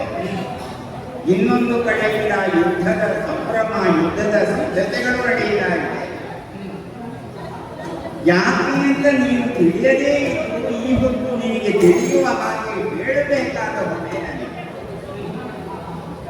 ಪ್ರಭಾವತಿ ಸ್ವಾಮಿ, ಕುಂತೀರ್ತನ ತ್ವರದ ಕುದುರೆ ನಮ್ಮ ಈ ಚಂಪಕಾವತಿಯನ್ನು ಪ್ರವೇಶ ಮಾಡಿ ಬಳ್ಕೊಳ್ಳ ಬಟರದನ್ನು ಕಟ್ಟಿ ಕಾವುವುದು ನಮ್ಮಪ್ಪ ನಮ್ಮಲ್ಲಿ ಅದು ಉಂಟು ಎನ್ನುವುದನ್ನು ತೋರಿಸುವುದಕ್ಕಾಗಿ ಮಾತ್ರವಲ್ಲ, ನಮ್ಮಪ್ಪ ಭವ್ಯವೂ ದಿವ್ಯವೂ ಆದಂತಹ ಯೋಜನೆಯನ್ನು ರೂಪಿಸಿ ಆ ಕುದುರೆಯನ್ನು ಕಟ್ಟಿದ್ದೆ. ಕುದುರೆಯ ಕಾವಲಿಗಾಗಿ, ಬೆಂಗಾವಲಿಗಾಗಿ ಬರುವವನು ಯಾರನ್ನು ಕಟ್ತಾರೋ ಅವರಲ್ಲಿ ಹೋರಾಟವನ್ನು ಮಾಡಿ ಆ ಕುದುರೆಯನ್ನು ಬಿಡಿಸಿಕೊಂಡು ಹೋಗುವುದಕ್ಕಾಗಿ ಬರುವವನು ಮಧ್ಯಮ ಪಾಂಡವ ನರ. ಆ ನರನೊಡನೆ ಕಲಹವನ್ನು ಮಾಡುವುದಕ್ಕಾಗಿಯೇ ಹೊರಟು ನಿಂತಿದ್ದೇನೆ ನಾನು. ನರನ ನೀನೇ ಮರುತ್ಯೋ ಅಂತ ಹೀಗೆ ಕಣ್ಣುಬಾಯಿ ಹೀಗೆ ಕೇಳ್ತಾ ಇದ್ದೆ. ಏನು ಅವ ನರ, ನನ್ನ ಹಾಗೆಯೇ ತಾಯಿ ಹೆತ್ತ ಮಗ. ಅವನೇನು ಆಕಾಶವನ್ನು ಹರಿದು ಜರಿದು ಕೆಳಗೆ ಬಿಟ್ಟವನ, ಭೂಮಿಯನ್ನೇ ಒಡೆದು ಮೇಲಕ್ಕೆ ಬಂದವನು. ನನ್ನ ಹಾಗೆಯೇ ನರ. ಹಾಗಾಗಿ ನರನೊಡನೆ ಹೋರಾಟವನ್ನು ಮಾಡುವುದಕ್ಕಾಗಿ ಹೊರಟಿದ್ದೇನೆ ನಾನು. ಕುಂದಿಸುತ್ತನಿಗಳುವಂತಹ ಮಾತೇ ಇಲ್ಲ. ಹಾಗಾಗಿ ಆ ಹೋರಾಟವನ್ನು ಮಾಡುವುದಕ್ಕಾಗಿಯೇ ನಾನು ಈ ಟಿವಿಯಿಂದ ಬಂದಿದ್ದೇನೆ. ಕೇವಲ ನಿನಗೆ ಟಿವಿಯನ್ನು ತೋರಿಸಿ ಹೋಗಬೇಕು ಅಂತ ಬಂದವನು. ನಿನ್ನಲ್ಲಿ ನನ್ನ ವಿಷಯಕವಾದಂತಹ ವಿವರಣೆಯನ್ನು ಹೇಳುವುದರ ಮೂಲಕವಾಗಿ ನೀನು ಹೋಗಿ ಬನ್ನಿ ಅಂತ ಒಂದು ಮಾತನ್ನು ಹೇಳಿದೆ ಅಂತ. ನನ್ನ ಈ ಭುಜಗಳಿಗೆ, ಶಕ್ತಿಯುತವಾದಂತಹ ನನ್ನ ಈ ಭುಜಗಳಿಗೆ ಎರಡು ರೆಕ್ಕೆ ಮೂಡಿದ ಹಾಗಾಗುತ್ತದೆ. ನೀನೊಂದು ಸಂತೋಷದಿಂದ ನನ್ನನ್ನು ತೊಡಗಿಕೊಟ್ಟೆ ಅಂತ ಹೋಗಿ ಬರ. ಸ್ವಾಮಿ, ಈಗ ನೀವು ಯುದ್ಧಕ್ಕೆ ತೆರೆದವರಾದರೂ ಕೂಡ ನನ್ನಲ್ಲಿ ಬಂದು ನಮ್ಮಲ್ಲಿ ಹೇಳಿ ಹೋಗಬೇಕು ಅಂತ ಬಂದವರಲ್ಲ. ನೀವು ನನ್ನ ಕಾಂತನಾಗುವುದರಿಂದ ನಿಮ್ಮಲ್ಲಿ ಹೇಳಿ ಕೇಳಬೇಕು. ಕಾಂತಕ್ಕೆ ನಿನ್ನ ಸೊಲ್ಲ ಪಾತ್ರನ ತಂತುವಿದ ಬಿಡುವಲ್ಲ. ಕಾಂತಕ್ಕೆ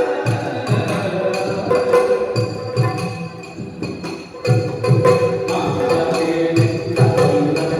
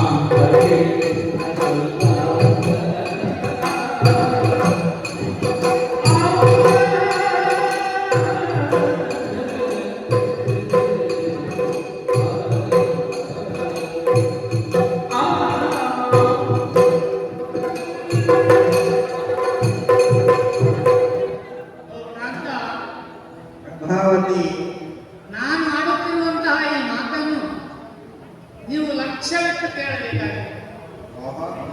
ಯಾಕಂದ್ರೆ ನಿಮ್ಮ ಸತಿಯಾಗಿ ನಾನು ಸತಿಯನ್ನಾಡುವಳೆಂದು ಅಲ್ಲವೇ ಅಲ್ಲ, ತಿಳಿಯದ ಆಳುವಂತವಳು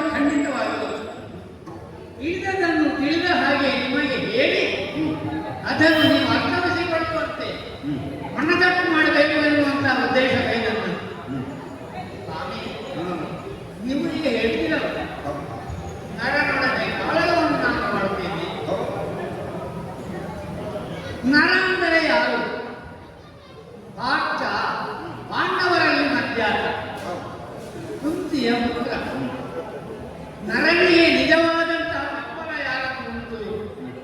ಶ್ರೀಹರಿಯ ಬೆಂಬಲ. ಅವನು ನಿಜವಾಗಿ ಅವನ ಮಂಡ್ಯ ಓವನು ಹೌದು, ಅವನ ಭಾವನು ಹೌದು. ಯಾಕಂದ್ರೆ ಸಂಬಂಧಕ್ಕೋಸ್ಕರವಾಗಿ ತಂಗಿಯನ್ನು ಕೊಟ್ಟು ಭಾವನನ್ನಾಗಿ ಮಾಡಿಕೊಂಡಿದ್ದಾರೆ. ಒಂದು ಕಡೆಯಲ್ಲಿ ಭಾವ, ಮತ್ತೊಂದು ಕಡೆಯಲ್ಲಿ ಅವನಿಗೆ ಇವ ದೇವ ಯಾರು? ಕೃಷ್ಣ. ಆಮೇಲೆ ಮಂಡ್ಯ ಭವ. ಇದನ್ನೆಲ್ಲ ಮಾಡಿಕೊಂಡು ಶ್ರೀಕೃಷ್ಣನು ಸಹಾಯಕನಾಗಿರುವಾಗ ಅರ್ಜುನನನ್ನು ನಾನು ಕಾದಾಡಿ ಗೆಲ್ಲುತ್ತೇನೆ ಅಂತ ಹೇಳಿ ನೀವು ಓದಿರಿ ಎಂದಾದರೆ ಅವನ ಬೆಂಬಲವಾಗಿರುವಂತವನೇ ಕೃಷ್ಣ ಅಂತ ಅನ್ವಯ. ಅವನಿಗೆ ಏನಾದರೂ ಒಂದು ಸಣ್ಣ ಗಾಯವಾದರೂ ಕೂಡ ಕೃಷ್ಣ ಬಿಡ್ತಾನೆ, ಬಿಡುವುದೇ. ಹಾಗಾಗಿ ಎಲ್ಲಿ ಹೋದರೂ ಕೃಷ್ಣ ಅವನನ್ನು ಕಾಪಾಡಿಕೊಳ್ತಾನೆ. ಯಾಕಂದರೆ ಪ್ರಥಮದಲ್ಲೇ ಅವನು ಹೇಳಿದ್ದಾನೆ ಆ ಪಾಂಡವರ ತಾಯಿಗೆ, ಕುಲಾಲ ಭವನದಲ್ಲಿ ಇರುವಾಗ ಅವರ 5 ಮಂದಿಗಳನ್ನು ತಾಯಿ ತಂದು ಅವನ ಪಾದಕ್ಕೆ ಹಾಕಿಕೊಂಡಿದ್ದಾಳೆ.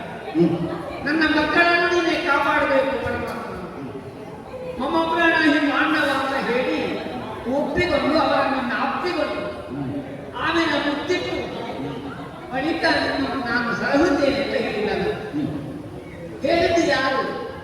ಸಾಮಾನ್ಯವಾದಂತಹ ಒಬ್ಬ ಮಾನವರಲ್ಲ, ದೇವತಾಂಶ ಸಂಭೂತ ದೇವರೇ ಆದಂತಹ ಶ್ರೀಕೃಷ್ಣ ಪರಮಾತ್ಮನೇ ಅರ್ಜುನನಿಗೆ ಪಾಂಡವರಿಗೆ ಮಾತುತ್ತಾರೆ ಕುಂತಿಯಲ್ಲಿ. ಅವರ ತಾಯಿಗೆ ಹೇಳಿದ ಮಾತನ್ನು ಪೂರೈಸದೆ ಅವನು ಬಿಡ್ತಾನೆ, ಬಿಡುವುದಿಲ್ಲ. ಆದುದರಿಂದ ನಾವು ಯುದ್ಧಕ್ಕೆ ಹೋಗುವ ಬಹಳವಾದಂಥ ಯೋಚನೆ ಮಾಡಬೇಕಾಗಿದೆ. ಈಗ ನಿಮ್ಮಲ್ಲಿ ಪರಾಕ್ರಮ ಇಲ್ಲ ಅಂತ ನಾನು ಹೇಳುವುದಲ್ಲ, ಬಹಳಷ್ಟು ಪರಾಕ್ರಮಶಾಲಿಯೇ ಆಗಿದ್ದೀನಿ. ಆದರೆ ತಲೆ ಕಟ್ಟುಂಟು ಅಂತ ಹೇಳಿ ನಾವು ಬಟ್ಟೆಗಳಿಗೆ ಹೋಗಿ ತಲೆ ಜಗ್ಗಿದೆ ಉಂಟಾದ್ರೆ ತಲೆ ಓಡುವುದರಲ್ಲಿ ಯಾವುದು? ಹಾಗಾಗಿ ನಾವು ಎಷ್ಟು ಗಂಟೆಗೆ ಆದರೂ ಕೂಡ ನಮ್ಮ ಮುಂದೆ ಇನ್ನೊಂದದ್ದು ಯಾವ ಅಂತ ನೋಡಿಕೊಳ್ಳಬೇಕಾಗ್ತದೆ. ಆದುದರಿಂದ ನಾನು ಹೇಳುವುದು ಸ್ವಾಮಿ, ನಿಮಗೆ ಈ ರೀತಿಯಾದಂತಹ ಯುದ್ಧ ಬೇಡ, ಪಾಂಡವರಲ್ಲಿ ಹಗೆತನ ನಮಗೆ ಬೇಡ, ಅರ್ಜುನನ್ನು ನೀವು ಇದಿರು ಹಾಕಿಕೊಳ್ಳುವುದು ಬೇಡ. ಆದ್ದರಿಂದ ಅರ್ಜುನನಿಗೆ ಏನು ಮಾಡಲಿಕ್ಕೂ ನಿಮ್ಮಿಂದ ಚಿನ್ನೈವತ್ತರವರೆಗೆ ಸಾಧ್ಯವಾಗುವುದಿಲ್ಲ. ನಮಗೆ ಜಯ ಬಗ್ಗೆ ಮುಂಚೆ ಹೇಳಿ ಕೃಷ್ಣ ಬಂತಾನೆ. ಪ್ರಭಾವತಿ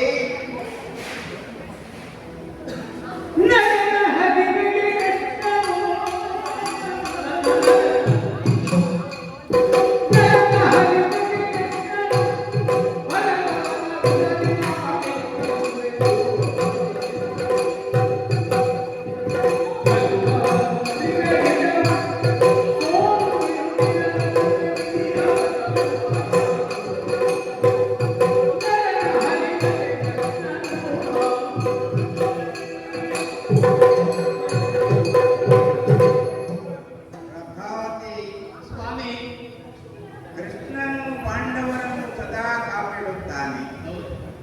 ಅದರಲ್ಲಿಯೂ ಮಧ್ಯಮ ಪಾಂಡವನಾದಂತಹ ಅರ್ಜುನನನ್ನು ತನ್ನ ಭಾವನನ್ನಾಗಿಸುವುದರೊಂದಿಗೆ ಅವನಿಗೆ ಗೋಮನಾಗಿ ಅವನಿಗೆ ಏನು ಆಪತ್ತು ಬಂದರೂ ಅವನನ್ನು ಕಾಪಾಡುತ್ತಾನೆ. ಭಕ್ತರಕ್ಷಾಮಣಿ ಹೋಗ್ತಾನೆ. ಕೃಷ್ಣನು ಭಕ್ತರನ್ನು ರಕ್ಷಿಸುವನು ಹೌದು ಎಂದಾಗಿದ್ದರೆ ನಾವು ಕೃಷ್ಣನ ಭಕ್ತರೇ ಹೌದಲ್ಲ. ಕೃಷ್ಣ ಒಂದು ಮಾತು ಹೇಳಿದ್ದಾನೆ, ನನ್ನ ಭಕ್ತರನ್ನು ಪ್ರಕಾಶವನ್ನು ಹೊಂದಿದ್ದಕ್ಕೆ ನಾನು ಬಿಡುವುದಿಲ್ಲ. ಈಗ ನಾವು ಕೃಷ್ಣನ ಭಕ್ತರಲ್ಲ, ಅನುದಿನವೂ ಕೃಷ್ಣನನ್ನು ಸದಾ ಪೂಜಿಸುವವರು ನಾವು ಹೌದು ಎಂದಾಗಿದ್ದರೆ ಕೃಷ್ಣನಲ್ಲದೆ ಬೇರೆ ಯಾರನ್ನೂ ನಾವು ಪೂಜಿಸುವುದಿಲ್ಲ, ಯೋಚಿಸುವುದಿಲ್ಲ ಎಂಬುದು ಸತ್ಯವೇ ಹೌದು ಎಂದಾಗಿದ್ದರೆ ಪಾಂಡವರು ಹೇಗೆ ಕೃಷ್ಣ ಭಕ್ತರೋ ಹಾಗೆ ನಾವು ಕೃಷ್ಣ ಭಕ್ತರಿದ್ದೇವೆ. ಮತ್ತೆ ನಮ್ಮ ಅಪ್ಪನ ಉದ್ದೇಶವೂ ಅದೇ, ಪಾರ್ಥನನ್ನು ಮಣಿಸಿ ಮತ್ತೆ ಕೃಷ್ಣನನ್ನು ಪಡಿಸುವುದು. ಕೃಷ್ಣ ಸಾಕ್ಷಾತ್ಕಾರಕ್ಕಾಗಿಯೇ ನಮ್ಮ ಈ ಹೋರಾಟ. ಹಾಗಾಗಿ ನೀ ಹೇಳಿದ ಹಾಗೆ ನಾನು ಏನು ಯೋಚನೆಯನ್ನು ಮಾಡಿ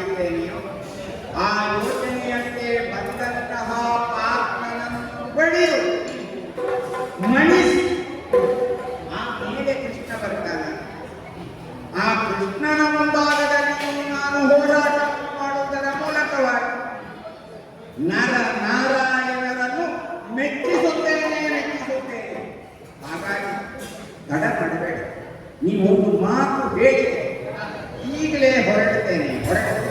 ಸ್ವಾಮಿ, ಅವನು ಕೃಷ್ಣ ಮಾತ್ರ ಅಲ್ಲ, ಪ್ರಪಂಚದಲ್ಲಿ ಅವನ ಹರಿ ಎಂದು ಹೇಳುತ್ತಾರೆ. ಆ ಹರಿಯ ಕನ್ನಡವರೆಂದರೆ ಹರಿಯ ಕನ್ನಡ ಕವಚವೋ ಪಾಂಡವರ ಹರಕೆ ಮುರುಳಿದ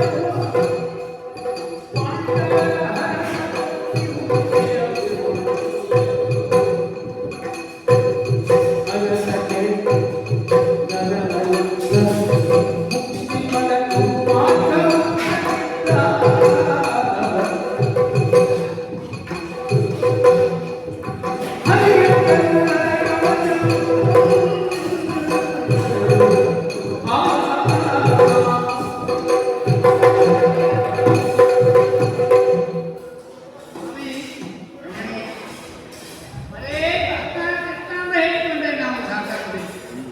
ಅವನಿಗೆ ಹಲವಾರು ಹೆಸರುಗಳುಂಟು.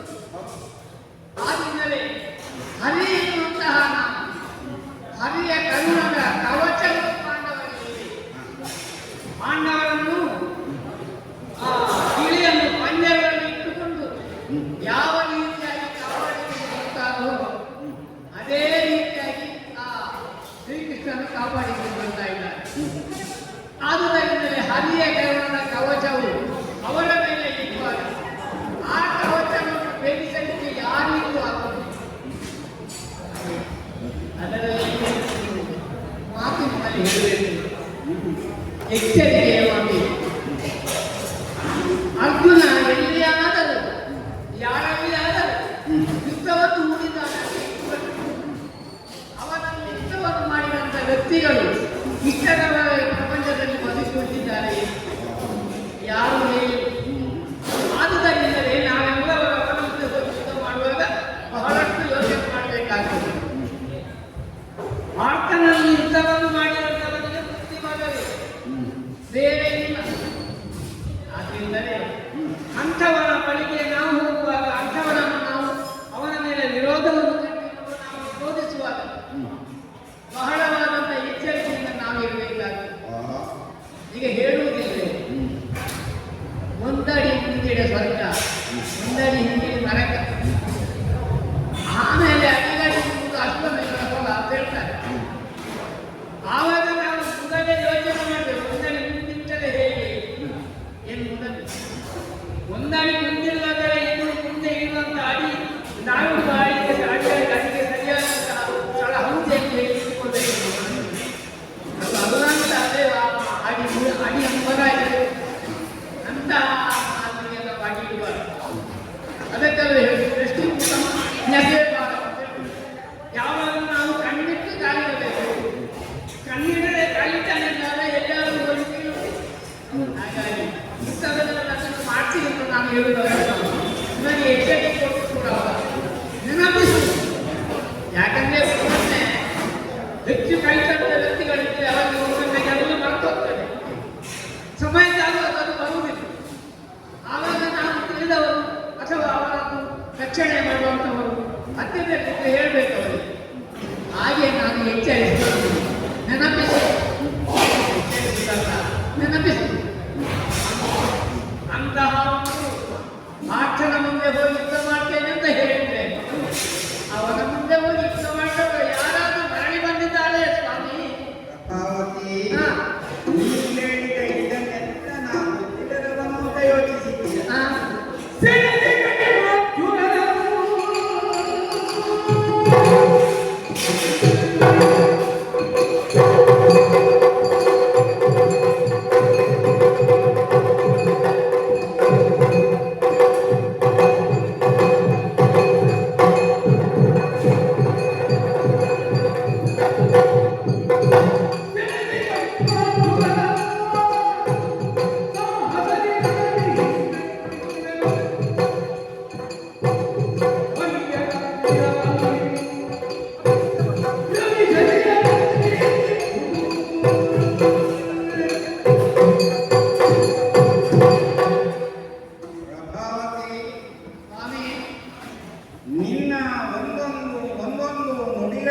ಬಾಲಿಶವಾಗಿಯೇ ನನಗೆ ಹೇಳ್ತಾ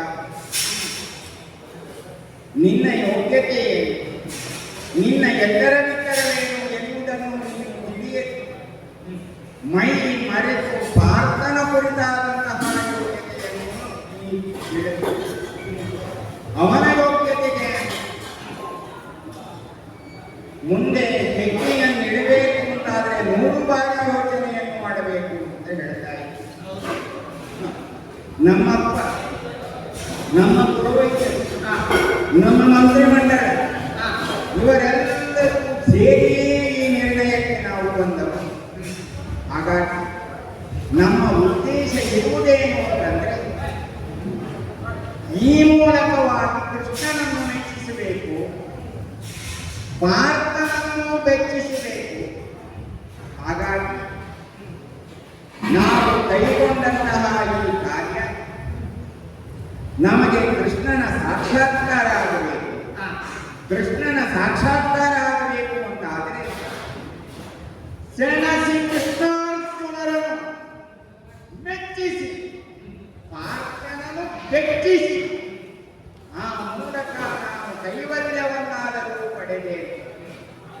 ಆ ಮೂಲಕವಾಗಿ ಕೈವಲ್ಯವನ್ನು ಪಡೆಯುವಂತಹ ಯೋಗ್ಯತೆ ಅದು ಅನನ್ಯವಾದದ್ದು. ಹುಟ್ಟಿದಂತಹ ಮನುಷ್ಯ ಯಾವತ್ತಾದರೂ ಸಾಯಬೇಕು. ಆದರೆ ಅವನು ಹುಟ್ಟಿದವನು ಹುಟ್ಟಿ ಹೇಗೆ ಬೆಳೆದ, ಹೇಗೆ ಮಾಡಿದ, ಹೇಗೆ ತನ್ನ ಯೋಗ್ಯತೆಯನ್ನು ಸ್ಥಾಪಿಸಿಕೊಂಡ ಎನ್ನುವುದು ಮುಖ್ಯ. ಹಾಗಾಗಿ ಜೀವನವೆನ್ನುವುದು ನಶ್ವರವೇ ಹೌದು ಎಂದಾದ ಮೇಲೆ ಕೃಷ್ಣನನ್ನೇ ಮೆಚ್ಚಿಸುವುದರ ಮೂಲಕವಾಗಿ ನಾವು ಸಾಯುಜ್ಯವನ್ನಾದರೂ ಪಡೆದೇನು ಹಿಮ್ಮೆಡಲಾದೆ ಸ್ವಾಮಿ, ಹಾಗಾದರೆ ಅವರಲ್ಲಿ ಯುದ್ಧವಾಯಿದರೆ ಇಂಥದ್ದೇ ಲಭಿಸ್ತದ ಎನ್ನುವುದು ನಿಮಗೆ ಮೊದಲಾಗಿ ತೀರ್ಮಾನ. ಅಷ್ಟು ತಿಳಿದಂತಹ ನಿಮಗೆ ನಾನು ಮತ್ತೆ ಹೇಳಬೇಕಾದದ್ದು ಎನ್ನುವುದಿಲ್ಲ. ಆದರೆ ನೀವು ಈ ರೀತಿಯಾಗಿ ಹೇಳ್ತೀರಲ್ಲ, ಇದನ್ನೆಲ್ಲ ಅರಿತಿದ್ದೀನಿ ನಾನು.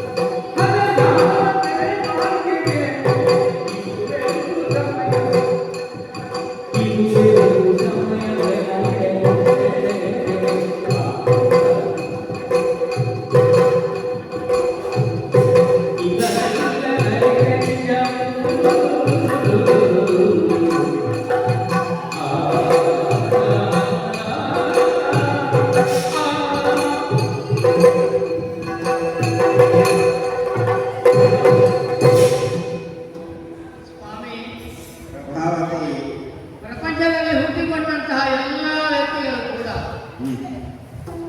ಮರಣವನ್ನು ಬಯಸುವಾಗ ನನಗೆ ಮೋಕ್ಷವೇ ಲಭಿಸಬೇಕು ಅಂತ ಹೇಳಿಕೊಳ್ಳುತ್ತಾರೆ. ಯಾಕಂದ್ರೆ ನರಕಕ್ಕೆ ಹೋಗಿ ಯಾರಿಗೂ ಮನಸ್ಸಿಲ್ಲ, ಹೋಗಲು ಬಾರದು. ಆದುದರಿಂದಲೇ ನಮ್ಮಂತವರನ್ನು ನರಕಕ್ಕೆ ಹೋಗಲೇಬಾರದು.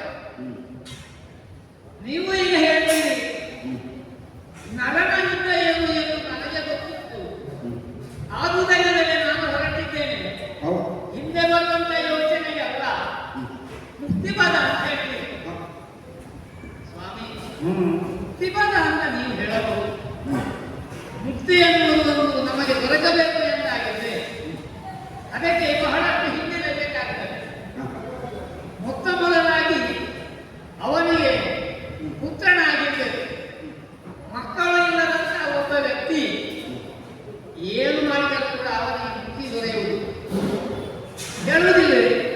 ಪುತ್ರಸ್ಯ ಗತಿ ನಾಸ್ತಿ ಅಂತ ಹೇಳ್ತಾರೆ. ಯಾಕೆ ಪುತ್ರ ಇಲ್ಲದವರಿಗೆ ಸ್ವರ್ಗದಲ್ಲಿ ಸ್ಥಾನವಿಲ್ಲ. ಅವರು ರವರವ ಇರುವಂತ ನರಕಕ್ಕೆ ಹೋಗುವುದು. ಬುದ್ಧಿಯನ್ನು ಅಂತ ಪಾಪವನ್ನು ಪರಿಹಾರ ಮಾಡಬೇಕು ಅಂತ ಹೇಳಿ ಒಬ್ಬ ಪುತ್ರನಾಗಿ ಜನಿಸಬೇಕು. ನಮಗೆ ಯಾರು ಇಲ್ಲ, ಮದುವೆಯಾಗಿದ್ದು ಸಮಯವಾಯಿತು, ಮಕ್ಕಳಾಗಬೇಕು. ಮಕ್ಕಳಿಲ್ಲದಂತಹ ನಾವು ಈ ಹೊತ್ತು ಸತಿಪತಿಯರಾಗಿದ್ದೇವೆ. ನೀವು ತಂದೆಯ ಮಾತಿಗೋಸ್ಕರವಾಗಿ ಯುದ್ಧಕ್ಕೆ ಸಿದ್ಧರಾಗಿದ್ದೀರಿ. ಆದ್ರಿಂದ ನಾನು ಹೇಳುವುದು, ನಾವು ಯಾವುದೇ ಮೋಕ್ಷವನ್ನು ಬಯಸಿದರೂ ಕೂಡ ಅಂಥದ್ದು ಸಿದ್ಧವಾಗಿದ್ದರೆ ನಮಗೆ ಪುತ್ರ ಸಂತತಿ ಅಗತ್ಯವಾಗಿದೆ. ಆದ್ರಿಂದ ಅದನ್ನು ಕೂಡ ನಾನು ಅರಿತೇ ಬಂದವರು. ಷೋಡಶದ ಉನ್ನತಿಯಾದಂತಹ ನಾನು ಈ ಹೊತ್ತಿಗೆ ಬಿಂದು 16ನೇ ದಿವಸವಾಗಿ ಪತಿಯನ್ನು ಕಂಡು ಅವನಿಂದಲೇ ಯೋಗ್ಯವಾದಂತಹ ಮಗನನ್ನು ಪಡೆಯಬೇಕು ಎನ್ನುವಂಥ ಉದ್ದೇಶವು ನನಗೆ. ಯಾಕಂದ್ರೆ ಕೃಷಿಕನಾದ ಮಕ್ಕಳು ಬೆಳೆಯನ್ನು ಮಾಡಬೇಕು ಎಂದಾಗಿದ್ರೆ ಬೀಜವನ್ನು ಕಿತ್ತುವಾಗ ಸರಿಯಾಗಿ ಮಾಡಿಕೊಡ್ತಾರೆ. ಆರತ್ರ ನಕ್ಷತ್ರದಿಂದ ಮೊದಲು ಭೂಮಿ ಹದವಾದಂತಹ ವೇಳೆ ತನ್ನದಾದಂಥ ಬೀಜವನ್ನು ಅವನು ಬಿತ್ತಿದನೆಂದಾದರೆ ಅದು ಮೊಳಕೆ ಹೊಡೆದು ಸಸಿಯಾಗಿ ಬರ್ತದೆ. ಆರತ್ರ ನಕ್ಷತ್ರದಲ್ಲಿ ಬಿತ್ತಿದರೆ ಅದು ಆರತ್ರ ನಕ್ಷತ್ರಕ್ಕೆ ಹಾಳಾಗಿ ಹೋಗುತ್ತದೆ. ಅದಕ್ಕೆ ಮೊದಲು ಬೀಜ ಇಡಬೇಕು. ಅಂತಹ ಉತ್ತಮವಾದಂತಹ ಸಮಯ ಇದೆ ನಿಮಗೆ ಬಂದಿದೆ. ಅಂತಹ ಸಮಯವನ್ನು ಇದು ಯಾವಾಗ ಸಿಗುವುದಿಲ್ಲ, ಅದನ್ನು ನೀವು ಕಳಕೊಳ್ಳಬಾರದು. ಅಂತಹ ಸಮಯವನ್ನು ನೀವು ಉಪಯೋಗ ಮಾಡಿ ನಮಗೆ ಮುಂದಕ್ಕೆ ಮೋಕ್ಷವು ಲಭಿಸುವ ಹಾಗೆ ಆಗಬೇಕೆಂದಾಗಿದ್ದರೆ ನೀವು ನಾನು ಹೇಳಿದಂತೆ ಅನುಸರ ಮಾಡಬೇಕು ಸ್ವಾಮಿ. ಪ್ರಭಾವತಿ, ಸ್ವಾಮಿ ನೀ ಹೇಳುತ್ತಿರುವಂತಹ ಮಾತುಗಳೆಲ್ಲವೂ ಸರಿಯಾಗಿ ಭೂಮಿಯು ಹಸನಾಗಿರುವಾಗಲೇ ಬೀಜವನ್ನು ಬಿತ್ತಬೇಕು. ಸತಿಯಾದವನು ಷೋಡಶಿಯಾಗಿರುವಾಗಲೇ ಪತಿಯಾದವನು ಗರ್ಭಾಧಾನವನ್ನು ಮಾಡಬೇಕು. ಪುತ್ರ ಸಂತತಿಯನ್ನು ಆ ಮೂಲಕವಾಗಿ ಅವನು ಪಡೆಯಬೇಕು ಅಂತ ನೀವು ಹೇಳುವುದು ಸರಿಯಾಗಿ ಹೇಳುವುದು. ಹಾಗಂತ ಈಗ ನಿನ್ನೊಡನೆ ಸಮಯ ಕಳೆಯುವುದಕ್ಕಾಗಲಿಲ್ಲ. ನಿನ್ನೊಡನೆ ದಿನಗಳೆಯಲು ಪಿತನಾದೆಯು ನನಗಿಹುದು ಕೇಳು. ನಿನ್ನೊಡನೆ ದಿನಗಳೆಯಲು ಪಿತನಾದೆಯು ನನಗಿಹುದು ಕೇಳು. ನವರಟಿ ಹಬ್ಬದ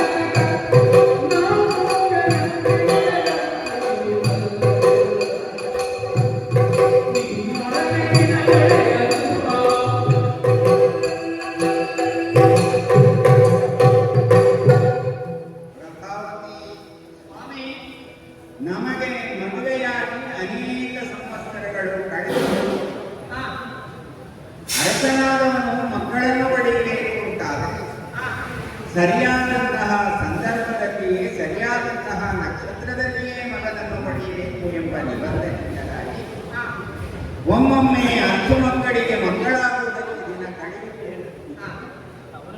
ಹಾಗೆಯೇ ಇದುವರೆಗೂ ನಮಗಂತಹ ಭಾಗ್ಯವೇ ಬರಲಿದೆ ಎಂದ ಮೇಲೆ ನಮಗ ಆ ಯೋಗವೇ ಇಲ್ಲ ಅಂತ ನಾನು ಊಹಿಸುತ್ತೇನೆ. ಹಾಗಾಗಿ ಈಗ ನೀವು ಹೇಳುತ್ತಿರುವಂತಹ ಮಾತುಗಳು ಸತ್ಯವೇ ಆಗಲಿ, ಧರ್ಮಯುಕ್ತವೇ ಆಗಿರುವುದಾದರೂ ನಿನ್ನೊಡನೆ ನಾನು ಸಮಯ ಕಳೆಯುವುದಕ್ಕಾಗಲಿ. ಯಾಕಂದ್ರೆ ನನಗೆ ಪಿತನಾಗಿ ಹರಿಯನ್ನು ದರ್ಶಿಸುವುದಕ್ಕಾಗಿ ಬೇಕಾದಂತಹ ಶ್ರದ್ಧೆಯನ್ನುಳ್ಳವನಾಗಿ ಅದನ್ನೇ ವ್ರತವನ್ನಾಗಿಸಿಕೊಂಡವನಾಗಿ ನಾನು ನನ್ನ ಅಪ್ಪನ ಮಾತನ್ನು ಪೂರೈಸಬೇಕು. ಈಗ ಬೆಳೆಯನ್ನು ಬಿತ್ತು ಅವನಿಗೆ ಭೂಮಿ ಹಸನಾಗಿರುವಾಗಲೇ ಬಿತ್ತಬೇಕು ಎಂಬ ಹೊಣೆ ಮುಟ್ಟುವಂತಾದರೂ ಅದಕ್ಕಿಂತ ದೊಡ್ಡದಾದಂತಹ ಒಂದು ಕೆಲಸ ಅವನಿಗೆ ಒದಗಿಸಬೇಕಾದರೆ ಆ ಕರ್ತವ್ಯದಲ್ಲಿ ಅವನು ನಿರತನಾಗಬೇಕಾದದ್ದು ಅವನಿಗೆ ಹೊಣೆ. ಹಾಗಾಗಿ ನನಗೆ ಪಿತನಾಜ್ಞೆಯುಂಟು, ನಿನ್ನೊಡನೆ ಸಮಯ ಕಳೆಯುವುದಕ್ಕೆ ನನಗೀಗ ಸಮಯವಿಲ್ಲ. ನಾ ಹೊರಡುತ್ತೇನೆ. ಸ್ವಾಮಿ ನೀವು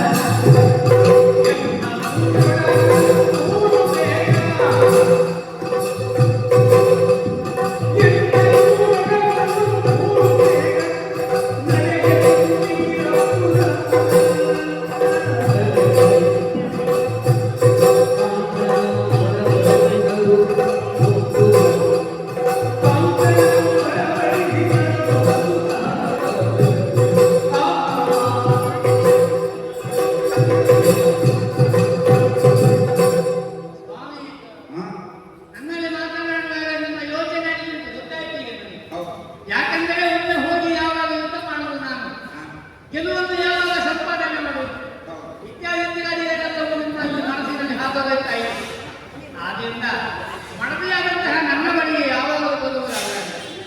ಈ ಹೊತ್ತು ಸಮಯವನ್ನು ಮಾಡಿಕೊಂಡೇ ಬಂದಿದ್ದೀರಿ. ನಾನು ಯೋಚನೆ ಮಾಡಿದರೆ ಅವಸರವಾದಂಥ ಕಾರ್ಯ ಇರ್ತಾ ಇದೆ. ನನ್ನ ಸಮಯ ಅಲ್ಲಿಗೆ ನಿಂತಿದೆ.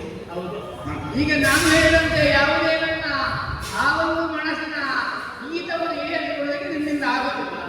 ನೀವು ಹೇಳುವುದು ನಾನು ಇಲ್ಲೇ ಕೂತ್ಕೊಳ್ಬೇಕು ಅಂತ ಹೇಳಿ ನಿಮ್ಮಲ್ಲಿ ಹೇಳಿದೆ. ಇವತ್ತು ಒಂದು ಆಗ್ತದೆ ಮಾತು. ಮರು ದಿವಸ ಮುಂಜಾನೆ ಸಿದ್ಧರಾಗಿ ಬಂದ. ಹೋಗಿದ್ದಾರೆ, ನಾನು ಹೋಗ್ಬೇಕು. ಹಾಗಾದರೆ ನೀವು ಇವತ್ತು ನನ್ನನ್ನು ಹೊತ್ತು ಕಳೆಯುವವರು ಅಲ್ಲ ಅಂತ ಇದೆ. ನನ್ನೊಡನೆ ದಿನ ಕಳೆಯಲು ಸಮಯವಿಲ್ಲದಂತಾಗಿದೆ. ಆ ಸತ್ಯದವಳು ಪತಿಯನ್ನು ಯಾವಾಗ ಬಯಸಿದಳು ಅವಳು ಬಯಸಿದ ಮೇಲೆ ಪೂರ್ತಿ ಮಾಡಿದರೆ ಪತಿಯಾದವಳು ಬಿಟ್ಟಿಲ್ಲ. ಏನೇನು ನೀನು ನನ್ನ ಹತ್ತಿರ ಹತ್ತಿರ ಬಂದು ಬೇರೆ ಯಾವುದಕ್ಕಲ್ಲ. ನಾವು ಮಾತನಾಡಿ ಮಾತಿನಲ್ಲಿ ಪತಿ ಬರುವುದಿಲ್ಲದಂತಾದ ಮೇಲೆ ನಮ್ಮಲ್ಲಿ ಒಂದು ಅಪ್ಪುಗೆ ಅಂತ ಹೇಳಿರ್ತದೆ. ಆ ನನ್ನ ಎರಡು ತೋಳುಗಳಿಂದ ನಿಮ್ಮನ್ನು ಬಿಗಿದ ಬೈಕೊಂಡರೆ ಮತ್ತೆ ಎಲ್ಲಿ ಹೋಗ್ತೀನಿ ನಾನು. ಬಿಡೆ ನೀನು ನಾನು ಅಂದೆ. ನೀನು ನನ್ನನ್ನು ಬಿಗಿದಪ್ಪ. ಆದರೆ ನಾನು ನಿನ್ನಲ್ಲಿ ಹೇಳುವುದು ನನ್ನನ್ನು ಬಿಡು ಅಂತ. ಬಿಡುವುದಿಲ್ಲ. ಹಾಗಾದರೆ ಸ್ವಲ್ಪ ಯೋಚಿಸುವುದಕ್ಕಾಗಲೂ ಬಿಡ್ತೀಯ.